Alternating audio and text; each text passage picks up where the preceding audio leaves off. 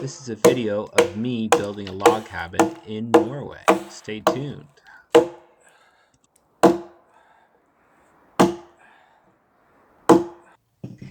So here I am at my house, packing up my axe and all my supplies for building my log cabin.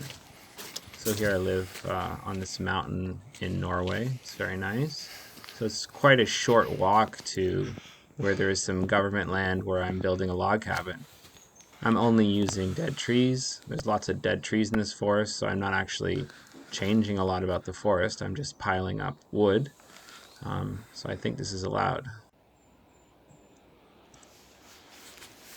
So here I am at the log cabin I have so far. So this is something like 35 logs that I have here. There are some logs I'm getting ready, and I've stripped all the bark off these logs so it lasts longer.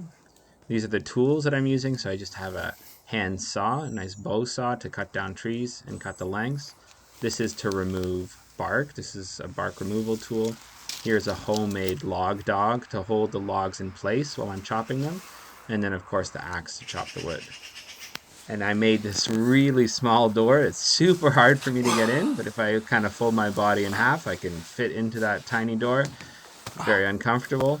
But I need to get in and out of the cabin, and climbing over it was just too much work because it's quite tall at this point. I used some skid wood there to hold the door together. Here I'm just measuring how high it is. And here I'm chopping.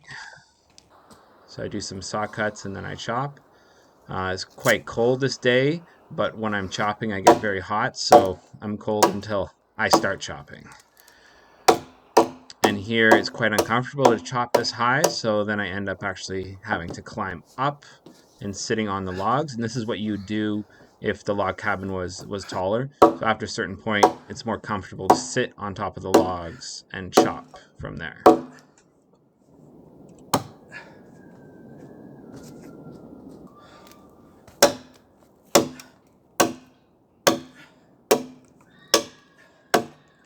After chopping for a while, my favorite part is when you roll the log over and it just fits perfectly right over the last one. So here what you're trying to do is make sure it sits down far enough and that there are no gaps. So you don't want anywhere where the log's hitting. Here there were some points that were too high, so I have to kind of take those off from this underside of this log and then roll it over again to get less gap. So the less gap you have, the less chinking filler you need between them. And it's really the logs that have the strength, so you don't want large gaps because over time those will break. With this cabin I kind of had a rule that the biggest gap was like as big as my finger, so I scan over and I try and put my finger in the gaps here between the logs.